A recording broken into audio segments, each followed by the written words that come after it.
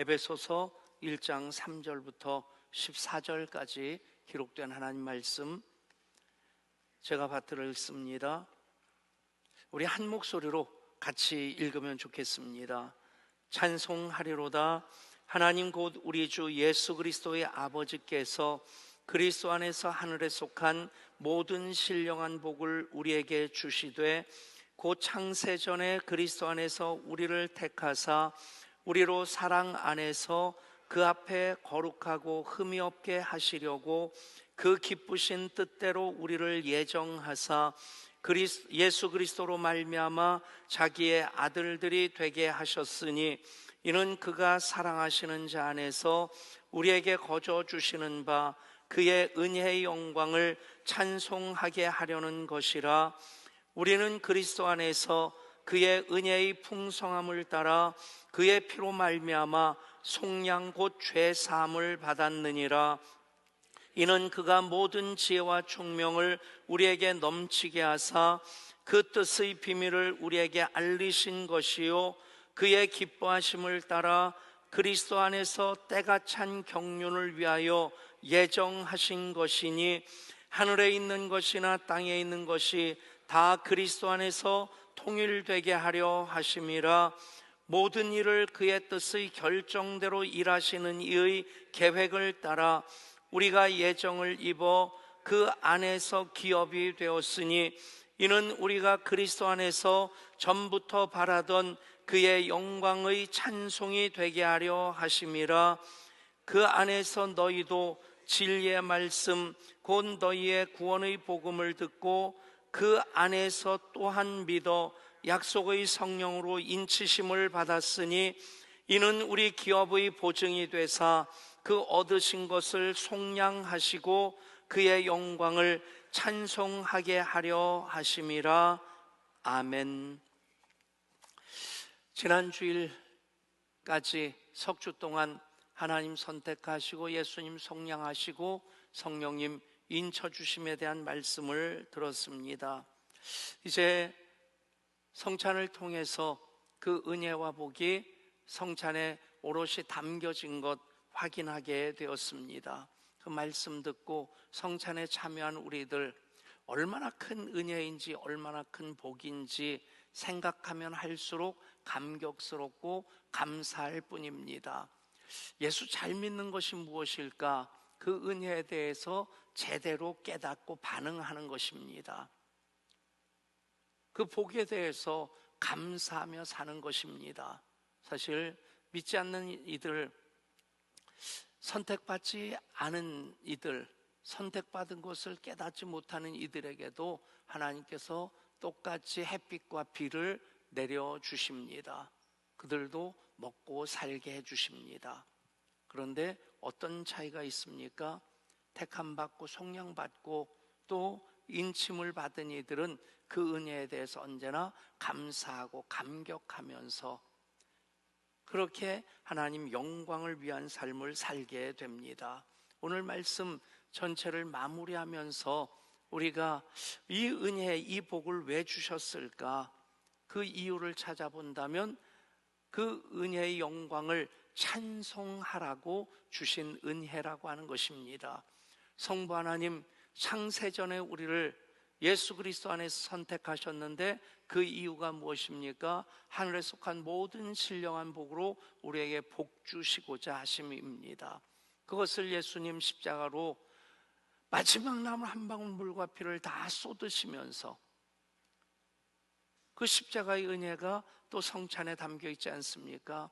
이것은 너희를 위하는 내 몸이다. 이것은 너희를 위하여 흘리는 바 내 언약의 피라.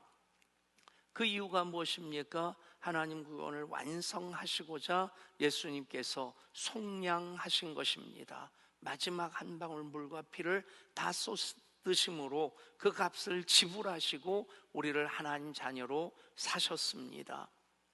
그리고 성령님, 약속의 성령으로 오셔서 하늘의 기업의 보증이 되어주시는 그 인쳐주심을, 도장을 꽉 찍으심으로 그것이 영원토록 유효하게 하시는 그 일을 우리 가운데 행하셨습니다. 이 모든 성부, 성자, 성령 하나님 행하신 일들의 결론이 무엇이냐면 바로 그 은혜의 영광을 찬송하게 하시고자 하십니다 하는 말씀으로, 그 후렴구로 성부, 성자, 성령 하나님 행하시는 일들이 마무리가 되어집니다. 6절 말씀입니다. 이는 그가 사랑하시는 자 안에서 우리의 거저 주시는 바 그의 은혜의 영광을 찬송하게 하려는 것이라. 아멘. 12절입니다. 이는 우리가 그리스도 안에서 전부터 바라던 그의 영광의 찬송이 되게 하려 하심이라. 아멘. 14절입니다. 이는 우리 기업의 보증이 되사 그 얻으신 것을 속량하시고 그의 영광을 찬송하게 하려 하심이라. 아멘. 이 은혜와 복을 주신 이유, 그 은혜의 영광을 찬송하게 하려 하심이라. 여러분, 똑같이 자녀들 부모님의 사랑과 은혜 먹고 삽니다. 그런데 철들기 이전과 철든 다음 어떤 차이가 있습니까? 물론 철든 다음에도 버벅거리기도 하고 또 속상하기도 하지만, 그런데 그 차이를 딱 나눈다고 한다면 그 기준은, 철들기 이전은 부모님의 은혜와 사랑을, 그 수고와 헌신을 당연한 것으로 받는 겁니다. 그런데 철든 다음에는 그것에 대해서 고마워하고 감사하는 겁니다. 여러분, 그래서 하나님 당연히 삼위일체 하나님으로 선택하시고 속량하시고 또 인쳐주시는 복을 주시는데, 그것을 은혜로 복으로 받은 이들, 철든 신앙은 어떻게 살아가야 되느냐? 은혜의 영광을 찬송하며 살아야 된다. 여러분, 그것이 우리의 삶의 이유와 목적이 될 수 있기를 바랍니다. 사역 열심히 합니다. 그런데 똑같이 열심히 하는데 어떤 이들의 얼굴은 해같이 빛나고 어떤 이들은 피곤에 쩔어 있습니다. 어떤 차이일까요? 일이 만만치 않긴 합니다. 그런데 영광의 찬송을 위해서 그 사역을 하면 얼굴이 빛납니다. 왜요? 속에 감사가 가득하기 때문에. 그런데 그냥 나 알아달라고 자기 의로서 그 일을 하다 보면 그 사역에 지치게 되고 나중엔 깔려서 허우적거리게 됩니다. 직분도 마찬가지입니다. 그 직분에 대해서 언제나 감사의 고백이 있으면 그 속에 그 감사가 가득할 때 얼굴로 표현되어질 수밖에 없습니다. 그런데 직분은 받았는데 감사가 없다면 그 직분이 무거운 짐으로 느껴질 수밖에 없겠죠. 우리가 사기 당회를 구성하는 일과 더불어서 임직 준비를 하면서 피택자 교육을 합니다. 근데 참 안타까운 얘기들이 들립니다. 첫 번째는 코로나 때는 쉽게 넘어갔는데 왜 지금 이렇게 빡세게 하느냐. 여러분, 최선의 열심으로 준비하면 그 직분이 더 귀해집니다. 최선의 열심으로 준비하라고 하는 의미지 합격 불합격의 기준을 가르는 것 아닙니다. 그 직분이 버겁게 느껴져서 억지로 맡는 직분이라고 생각된다면 내려놔도 된다고 생각합니다. 감사와 감격이 없는 그 직분은 무거운 짐일 뿐입니다.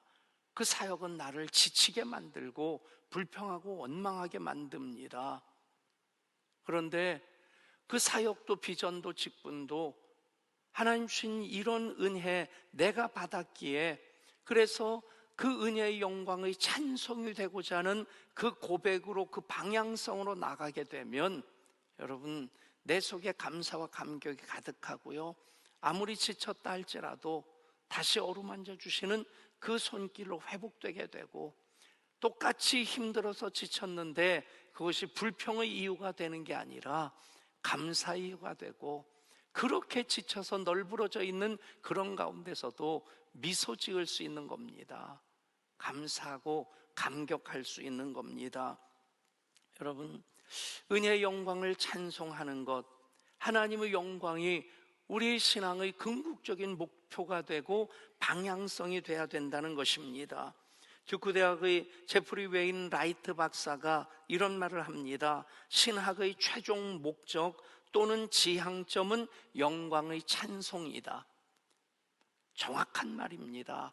맞는 말입니다. 그런데 신학만이, 그 신학의 지향점만이, 최종 목적이 영광의 찬송이라는 것, 여러분, 그것으로서 제한되어지면 우리가 그 말씀을 잘못 이해하는 것이 됩니다. 우리의 삶의 모든 목적이, 최종 지향점이 영광의 찬송이 되어야만 합니다. 예배하는 것도, 성찬에 참여하는 것도, 사역하는 것도, 직분도 영광의 찬송이 최종적인 목적이 되고 지향점이 되어질 때에 우리는 하나님의 그 선택을 받은 자녀로, 예수 그리스도의 십자가로 속량받은 하나님의 자녀로, 약속의 성령님 기업의 보증이 되어주시는 그 인치심으로 살아가는 이들로 방향을 잃지 않게 됩니다. 계속해서 하나님과 동행하는 삶을 살게 됩니다. 하나님의 영광, 참 많이 쓰는 말입니다. 참 많이 듣는 말입니다. 근데 막상 하나님 영광이 무엇이죠? 오늘 주보의 목장 교재에도 똑같은 질문을 냈습니다. 하나님의 영광은 무엇입니까? 여러분, 정확한 답을 알아야 됩니다.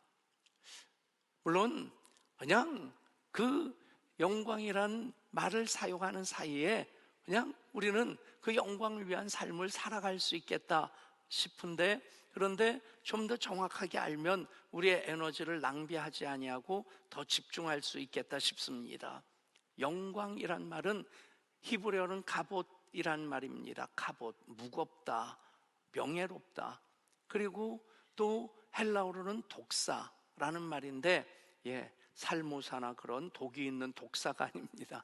이 독사라는 말도 이제 존엄, 위엄, 그 명예, 그런 뜻입니다. 근데 성경에서는 이런 단어 의미가 그냥 무겁다, 명예롭다, 아니면 존엄하다, 여러분, 그 근본이 무엇입니까? 하나님으로 말미암는 위엄, 하나님의 임재로 말미암는 그 무거운 그런 꽉 찬 느낌, 그 하나님 함께 하실 때 하나님께 올려드리는 그 존엄, 그런 것들이 바로 갑옷이고 그리고 독사입니다. 그것이 영광입니다.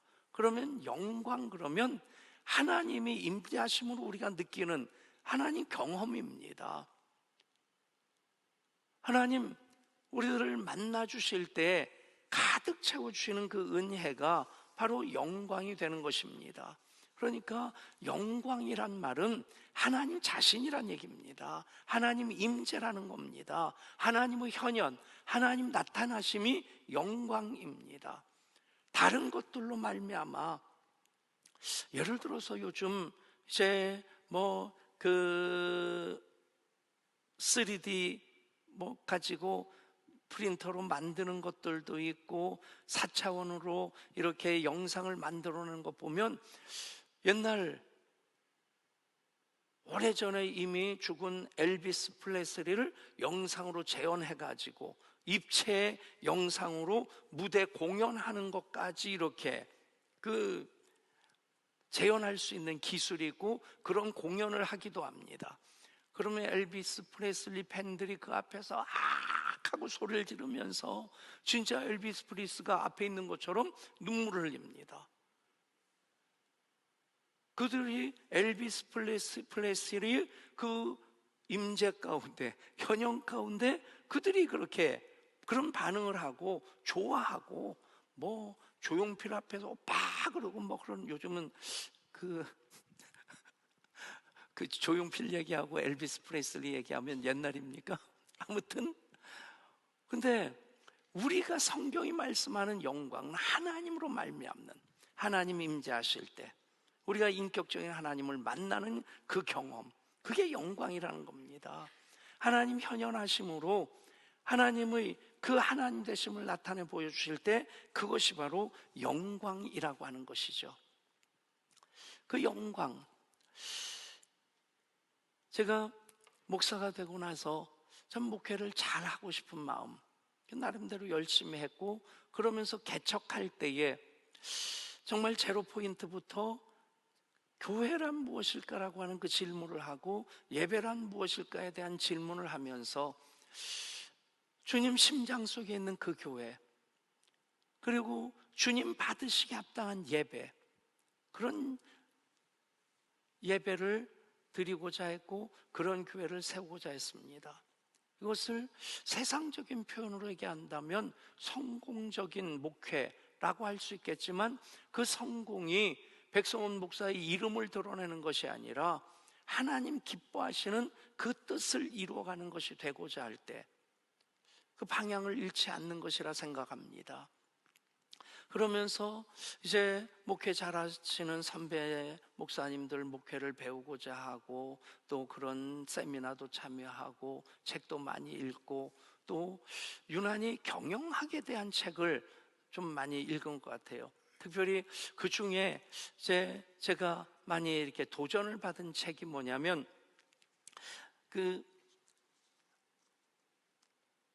짐 콜린스라는 사람인데, 짐 콜린스가 쓴 책이 좋은 기업을 넘어 위대한 기업으로, 그리고 또 성공하는 기업들의 8가지 습관, 그런 책들입니다. 근데 그 책에서 힌트를 얻어서 우리 교회 표어를 굿 투 그레이트, 좋은 교회를 넘어 위대한 교회로 그렇게 정하기도 했었습니다. 근데 그런 책들을 보면 공통점으로 나오는 게 있습니다. 짐 콜린스만의 얘기가 아닙니다. 짐 콜린스 같은 경우 기업에서 컨설팅 한번 받으려고 하면 우리 돈으로 거의 1억 원 컨설팅 비용을 내야만이 한번 컨설팅을 받고 그것에 대해서 이제 문서 몇 장 받게 된다고 합니다. 그런데 우리는 언제나 성령님의 컨설팅을 받으며 살아가는 사람들이니까 얼마나 복된 인생입니까?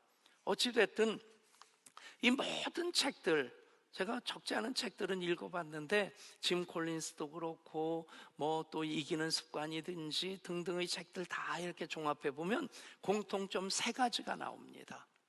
그 3가지가 뭐냐면, 첫째는 열정이에요.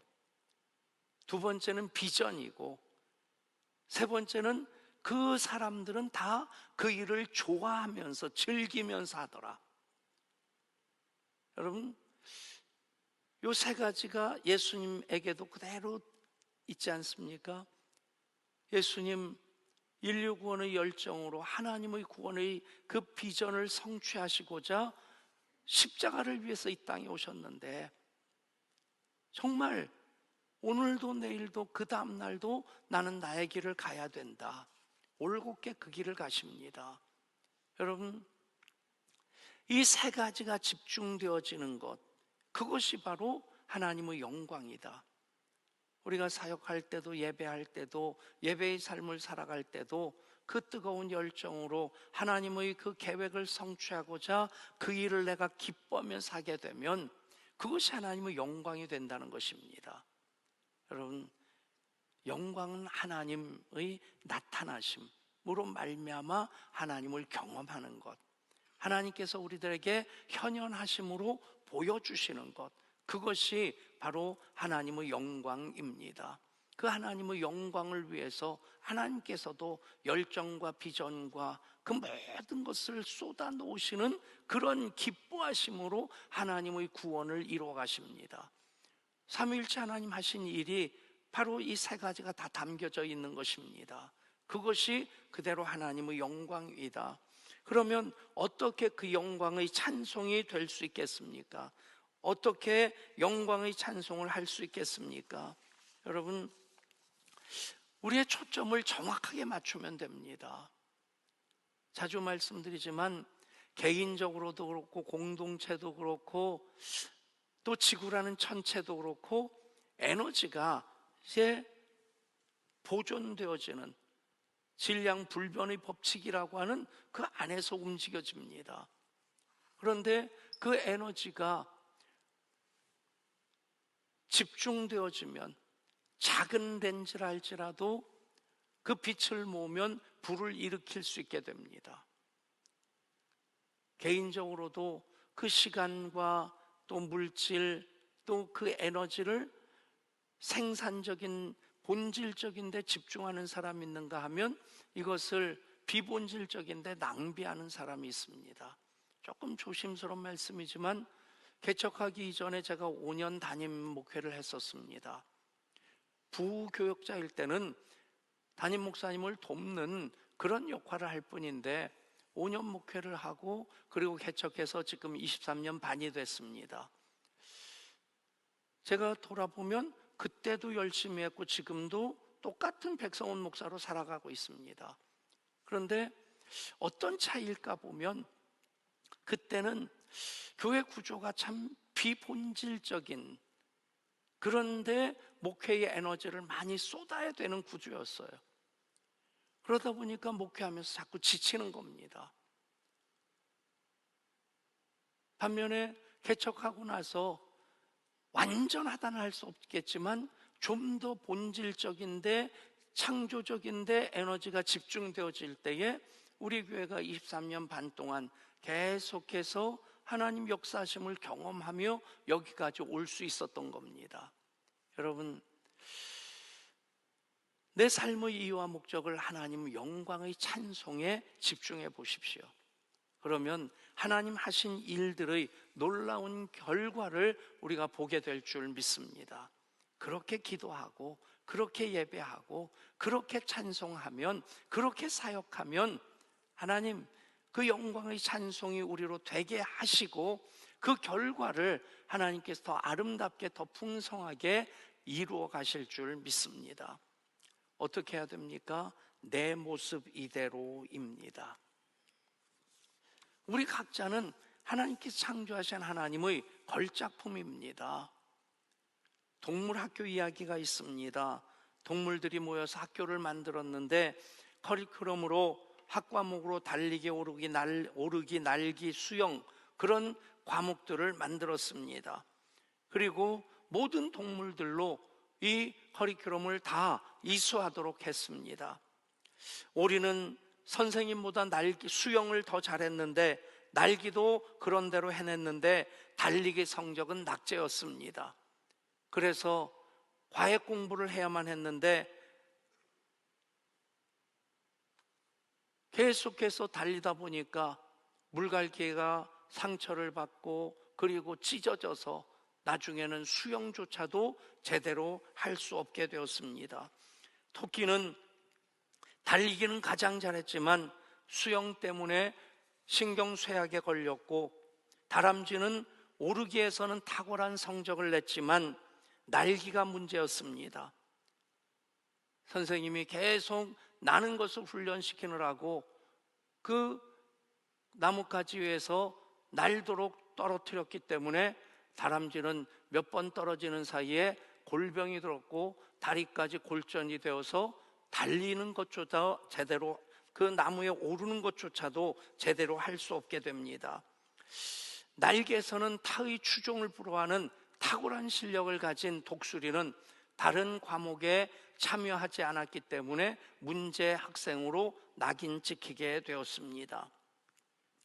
결국 수영을 잘하고 달리기와 오르기, 날기를 약간 할 줄 알았던 뱀장어가 최우수 학생으로 선발되었다. 여러분, 과연 바람직한 동물학교입니까? 하나님께서는 동물들에게 각자의 재능을 주셨습니다. 은사를 주셨습니다. 독수리는 창공을 비상하는, 다람쥐는 나무를 잘 오르는, 오리는 날기도 하지만 물 위에서 헤엄칠 수 있는, 여러분, 우리도 마찬가지입니다. 모든 사람이 모든 것을 다 할 수 없습니다. 그래서 가정에서도 엄마 아빠의 자녀들의 역할이 각각 나눠져 있고 그것이 합력하여 선을 이루는 구조이고, 또 마찬가지입니다. 교회도 은사 중심으로 모두가 다 사역을 하지, 모두가 다 예배팀이어야 되고 모두가 다 주방에서 사역해야 되고 모두가 다 또 주차장에서 주차 봉사를 해야 되고? 아닙니다. 은사 중심 사역을 하면 그것이 바로 하나님 영광을 위한 삶이 됩니다. 그것이 내 모습 이대로입니다. 기억하십시오. 성경에는 완전한 사람도 없고, 그리고 작은 사람, 그래서 하나님께서 소외시킨 사람도 없습니다. 모세는 말더듬이었고요, 아브라함은 노인이었고요, 야곱은 열등감에 시달리는 사람이었고, 레아는 예쁘지 않은 사람이었습니다. 요셉은 형제에게 팔려가 종이 되었습니다. 심지어 다윗도 간음한 죄인이었습니다. 나오미는 과부였고, 세례요한은 괴팍한 행동의 소유자였고, 베드로는 즉흥적이고 성격이 급한 불 같았습니다. 사마리아 여인은 여러 번 결혼에 실패를 했고, 삭개오는 사회에서 따돌림을 당했고, 도마는 의심이 많았고, 바울은 건강의 문제가 있었고, 디모데는 마음이 연약했습니다. 딱 한 가지 공통점은 내 모습 이대로 주님 받으시옵소서. 그렇게 주님께 맡겨드리고 주님을 의지할 때 그 한 사람 한 사람은 하나님의 구속의 역사의 한 역할을 감당하게 됩니다. 우리 함께 찬양할까요? 내 모습 이대로 주 받으옵소서.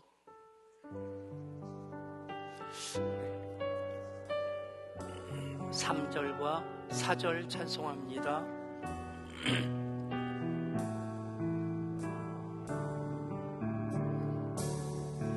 내 힘과 결심 약하여 늘 깨어지기 쉬우니 주 이름으로 구원해 날 받아주소서.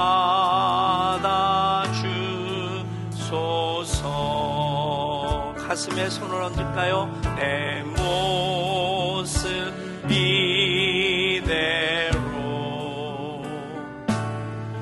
주 받아주소서.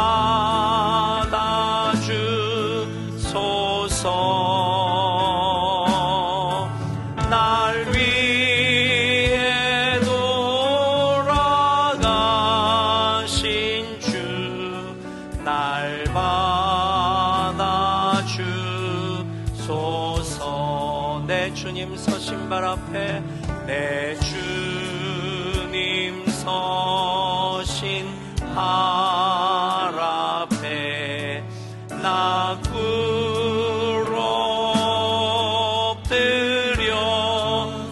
엎드렸으니 그 크신 역사 이루게 날 받아주소서.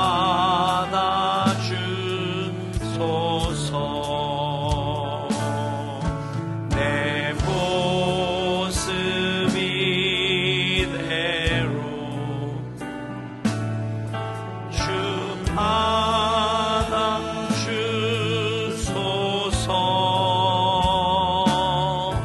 날 위해 돌아가신 주 날 받아주소서.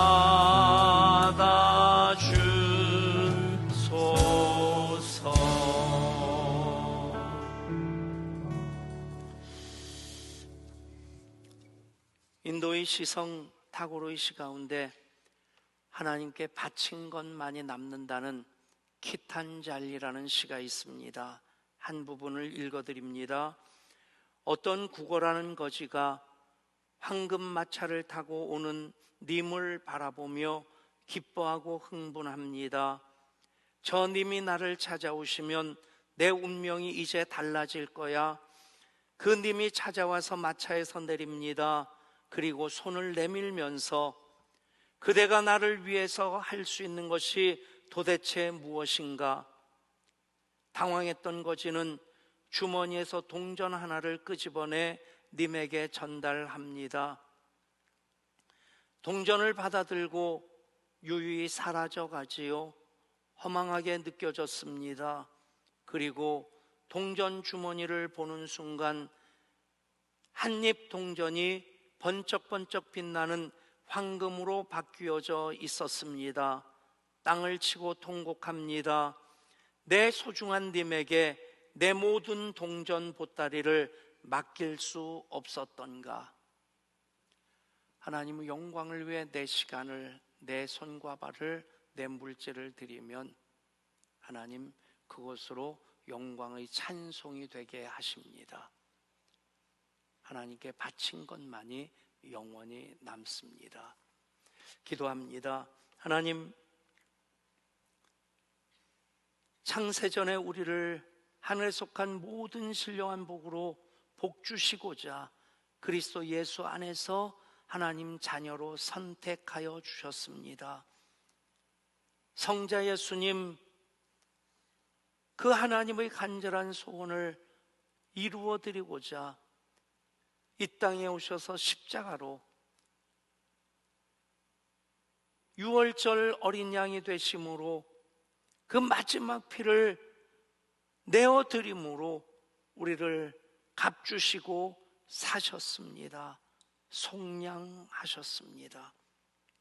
성령님, 약속의 성령으로 하늘 기업의 보증이 되어 주시고자 인쳐 주셔서 그 약속이 우리 한 사람 한 사람에게 유효하게 하셨습니다.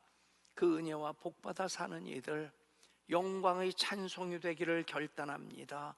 영광의 찬송이 되라고 주신 은혜입니다. 복입니다. 깨닫고 그렇게 살아갈 때 더 감사하고 더 감격한, 언제나 미소 지으며 가슴 뿌듯함으로 그 보람으로 살아가는 우리들 이게 하여 주옵소서. 그렇게 여름 이야기를 써내려가게 하여 주옵소서. 그렇게 임직을 준비하게 하여 주옵소서. 그렇게 예배하게 하여 주옵소서.